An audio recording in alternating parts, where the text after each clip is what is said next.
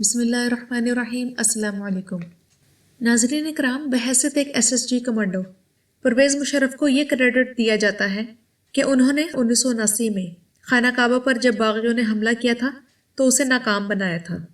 آج کی ویڈیو میں ہم حقائق کو سامنے رکھتے ہوئے یہ جاننے کی کوشش کرتے ہیں کہ آیا واقعی پرویز مشرف کا خانہ کعبہ کو واگزار کرانے میں کوئی کردار تھا یا نہیں۔ جن لوگوں کو خانہ کعبہ پر قبضے کی کہانی نہیں معلوم، ان کے لیے اس واقعے کے مختصر حقائق پیش خدمت ہیں۔ ناظرین اکرام، 1979 میں حج ختم ہوئے ابھی صرف 20 ہی دن گزرے تھے اور 1400 ہجری کا پہلا دن تھا۔ گویا یہ یکم محرم الحرام سن 1400 ہجری بمطابق 20 نومبر 1979 منگل کی صبح تھی، جب امام حرم کعبہ شیخ عبداللہ بن سبیل نے نماز فجر کا سلام پھیرا ہی تھا کہ چند آدمیوں نے امام صاحب کو گھیرے میں لے لیا اور ان میں سے کچھ لاؤڈ سپیکر پر قابض ہو گئے، کچھ مسجد الحرام کے میناروں پر چڑھ گئے اور کچھ مسلح افراد نے مسجد کے دروازوں کا کنٹرول سنبھال لیا۔ کیونکہ حج ختم ہوئے ابھی زیادہ دن نہیں ہوئے تھے، اس لیے دوسرے ملکوں کے حاجیوں کی ابھی کافی تعداد مکہ میں مقیم تھی اور اس وقت حرم شریف میں تقریباً 50,000 نمازی موجود تھے۔ ان حملہ آور خارجیوں کا سرغنہ جہیمان بن سیف العتیبی تھا، جس کا تعلق سعودی عرب کے علاقے نجد کے ایک طاقتور گھرانے سے تھا۔ اس کا دست راست 27 سالہ محمد بن عبداللہ قحطانی تھا، جس نے مکہ یونیورسٹی میں اسلامی قانون کے 4 سالہ تعلیم حاصل کی تھی۔ ان لوگوں نے بڑی باریک بینی سے پلاننگ کر کے جنازوں کا بحروب بنا کر تابوتوں کے ذریعے اسلحہ کی بڑی مقدار حرم پاک کے تہخانوں میں جمع کر لی تھی، اور اس کے ساتھ ساتھ خشک کھجوروں اور دیگر اشیاء خورد و نوش کا بھی اچھا خاصا ذخیرہ تھا۔ یہ سب کام کئی دنوں میں مکمل ہوا تھا، مگر سازش گہری تھی، اس لیے کسی کو اس کا شک بھی نہ ہوا اور کوئی یہ گمان بھی نہیں کر سکتا تھا کہ اس قدر مبارک مقام پر کوئی ایسا کام بھی کیا جا سکتا ہے۔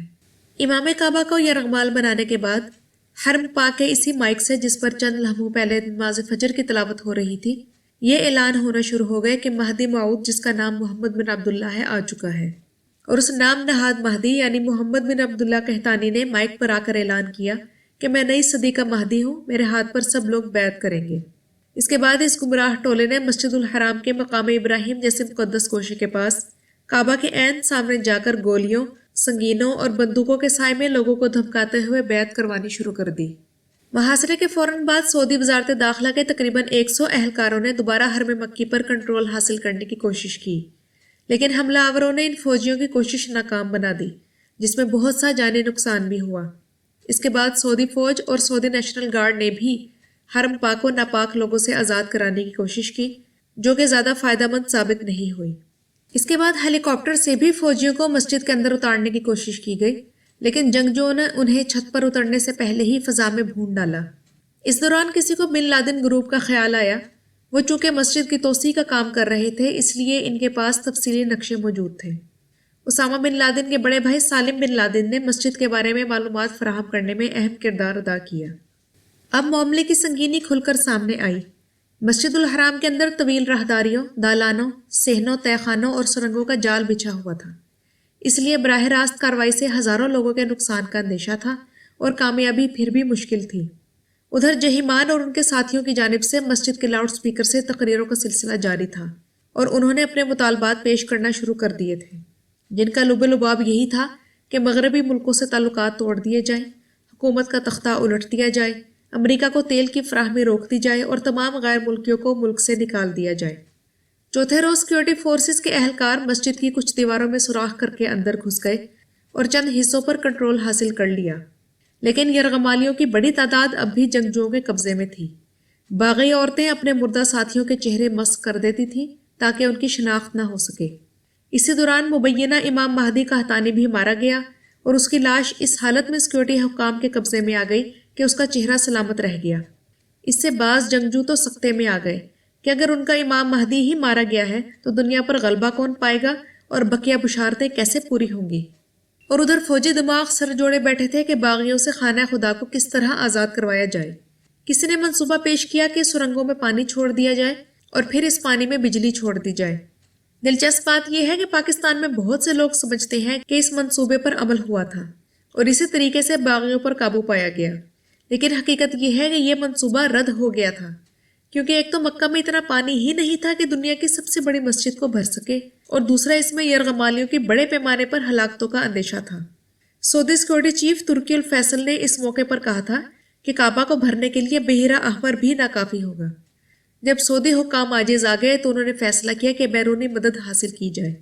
اس وقت امریکی CIA کے کمانڈو سعودی سپاہیوں کو تربیت دے رہے تھے، لیکن صورتحال کی نزاکت کے پیش نظر فیصلہ کیا گیا کہ اس موقع پر امریکہ کے ملوث ہونے کے سیاسی اثرات پڑیں گے۔ اس لیے سعودی عرب نے فیصلہ کیا کہ اس وقت فرانس ہی وہ ملک ہے جس سے بلا جھجک مدد لی جا سکتی ہے اور امت مسلمہ کو بھی کوئی اعتراض نہیں ہوگا، کیونکہ اس وقت فرانس ہی واحد غیر جانبدار ملک تھا۔ اس وقت فرانسیسی سیکرٹ سروس کے سربراہ کاؤنٹ کلاؤڈ الیگزینڈر دے مورنشے تھے۔ فرانسیسی حکومت کے ذریعے ان سے رابطہ کیا گیا تو انہوں نے تجویز پیش کی کہ کعبہ کے اندر گیس چھوڑ دی جائے جس سے باغی بے ہوش ہو جائے۔ اس مقصد کی خاطر فرانسیسی خفیہ ادارے GIGN کے 3 کمانڈوز کو ہنگامی بنیادوں پر سعودی عرب روانہ کیا گیا، لیکن یہاں ایک مسئلہ درپیش تھا کہ سعودی قانون کی روح سے حجاز کی حدود میں کوئی غیر مسلم داخل نہیں ہو سکتا تھا۔ چنانچہ پہلے ان تینوں کو عارضی طور پر کلمہ پڑھایا گیا اور پھر مکہ پہنچایا گیا۔ انہوں نے اپنا کام فوراً شروع کر دیا، لیکن مسئلہ یہ تھا کہ مسجد اتنی بڑی تھی اور اس کے بہت سے حصے کھلے تھے، اس لیے گیس کا خاطر خواہ اثر نہیں ہوا۔ لیکن اسی دوران سعودی حکام نے دوسرا آپریشن شروع کر رکھا تھا۔ ماسک پہنے ہوئے سپاہیوں نے مسجد کی دیوار میں سوراخ کیے اور وہاں سے اندر گرینیڈ پھینکنا شروع کر دیے، جس سے بہت سے یرغمالی بھی ہلاک ہو گئے۔ اس وقت محاصرے کو 14 دن گزر چکے تھے، باغیوں کا اسلحہ، خوراک اور ہمت ختم ہو چکی تھی، اس لیے بچے کچے باغیوں نے 4 دسمبر کو اپنے آپ کو حکام کے حوالے کر دیا۔ ان میں جہیمان بھی شامل تھا، جس کی ابتر حالت ان تصاویر میں دیکھی جا سکتی ہے۔ سعودی انٹیلیجنس کے سربراہ شہزادہ ترکی الفیصل اسے دیکھنے ہسپتال گئے تو اس نے شہزادے کا ہاتھ تھام لیا اور کہا کہ شاہ خالد سے کہو مجھے معاف کر دیں، میں آئندہ ایسا کوئی کام نہیں کروں گا۔ تاہم اس کی یہ درخواست قبول نہیں ہوئی اور اگلے چند دنوں میں جہیمان کو اس کے 62 ساتھیوں سمیت سر عام سزائے موت دے دی گئی اور یوں اس واقعے کا خاتمہ ہوا۔ اس واقعے میں غیر سرکاری طور پر 4000 کے قریب افراد ہلاک ہوئے۔ پاکستان میں اس خبر پر دہشت، سکتے، غم اور غصے کا ملا جلا رد عمل دیکھنے میں آیا۔ کعبے میں خون خرابہ اور اس پر باغیوں کے قبضے کی خبر انہیں کسی بھی طریقے سے ہضم نہیں ہو رہی تھی۔ ملک بھر میں اس واقعے کے خلاف ہڑتال کی گئی اور جلوس نکالے گئے اور اسلام آباد میں امریکی سفارت خانے کو نظر آتش کر دیا گیا، جس میں 2 امریکی اہلکار اور 2 پاکستانی بھی مارے گئے۔ اس کے بعد وقتاً فوقتاً ایسی اطلاعات بھی آتی رہی کہ پاکستانی کمانڈوز نے آپریشن میں حصہ لیا تھا، جن میں پرویز مشرف بھی شامل تھا۔ ناظرین کرام، 2016 میں ایک نجی چینل کے اینکر جاوید چوہدری کے پروگرام میں پاکستانی سیاستدان خورشید محمود قصوری نے بھی اسی قسم کا دعویٰ کیا کہ میجر پرویز مشرف نے کعبہ سے دہشت گردوں کو فلش آؤٹ کیا۔ لیکن اسی پروگرام میں بریگیڈیئر جاوید حسین نے فون کر کے کہا تھا کہ یہ بات بالکل غلط ہے اور پاکستانی کمانڈوز اس کارروائی میں شامل نہیں تھے، اور ویسے بھی اگر پرویز مشرف نے اس کارروائی میں حصہ لیا ہوتا تو وہ اس کا ذکر اپنی آپ بیتی ان دا لائن آف فائر میں ضرور کرتا۔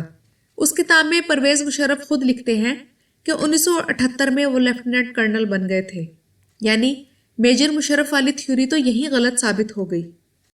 آگے چل کر وہ لکھتے ہیں کہ 1979 میں ان کی posting command and staff college میں بطور انسٹرکٹر ہو گئی تھی۔ ظاہر ہے جب 1979 میں وہ کمانڈ اینڈ سٹاف کالج میں بطور انسٹرکٹر اپنی خدمات سر انجام دے رہے تھے تو انہیں مکہ میں کیسے تعینات کر دیا گیا تھا؟ اور ویسے بھی جس پرویز مشرف کو ہم جانتے ہیں، اگر انہوں نے خانہ کعبہ کو چھڑوانے میں کوئی کردار ادا کیا ہوتا تو وہ اس کا ذکر ضرور کرتے، کیونکہ یہ وہی پرویز مشرف ہے جنہوں نے یہ کہا تھا کہ میری قوم میرے بارے میں ایسی ایسی باتیں کرتی ہے، اگر میں ایسا ویسا ہوتا تو میرے لیے بیت اللہ کا دروازہ اتنی دفعہ کھلوایا گیا، پھر وہ کیوں کھلوایا جاتا؟ تو جو مشرف بیت اللہ میں داخل ہونے پر ڈینگے مارے بغیر نہیں رہ سکا، وہ اتنا بڑا کارنامہ اگر سر انجام دے لیتا تو اس کا ذکر اپنی کتاب میں کیے بغیر کیسے رہتا؟ بلکہ جنرل پرویز مشرف کے کریڈٹ پر تو ایسے بہت سے اہم کارنامے ہیں جن کی مثال شاید ہی کوئی دوسرا جنرل پیش کر سکے۔ مثلاً امریکن پراکسی وار میں افغانی اور پاکستانی مسلمانوں کے قتل عام کی ٹھیکیداری کے بدلے میں ڈالر لینا، پاکستانی شہریوں خصوصاً قبائلیوں پر ڈرون حملوں کی اجازت، بلکہ اس سے بھی بڑھ کر یہ کہ امریکی ڈرون کی ذمہ داری بھی خود ہی قبول کر لینا۔ امریکی بدنام زمانہ دہشت گرد تنظیم بلیک واٹر کو ویزے دے دے کر اسلام آباد لا کر بسانا، لال مسجد کی شہادت کے بعد امریکہ سے داد وصول کرنا، ملکی سرحدوں کو غیر محفوظ بنانا، پاکستانی شہریوں کو بچوں سمیت بیچنا اور اس کے علاوہ افغان سفیر ملا ضعیف کو بھی بیچنا اور اپنی کتاب میں اسے بطور فخر لکھنا۔ پاکستانی غریب فوجیوں کو امریکی جنگ میں مروانا اور اپنے بیٹے بلال کو ملک سے باہر عیاشی کروانا۔ اور ناظرین کرام، پرویز مشرف کے کریڈٹ پر تو ایک ایسا کارنامہ ہے جس کی مثال اب تک نہیں ملے گی، وہ یہ کہ اس دھرتی کی بیٹی ڈاکٹر عافیہ کو امریکی ہاتھوں میں فروخت کرنا۔ آپ بھی اس بارے میں اپنی کوئی رائے دینا چاہیں تو کمنٹ سیکشن حاضر ہے۔ ویڈیو پسند آئی ہو تو اسے لائک اور شیئر ضرور کیجیے گا، اور اگر چاہیں تو میرے چینل کو سبسکرائب کر لیجیے۔ شکریہ۔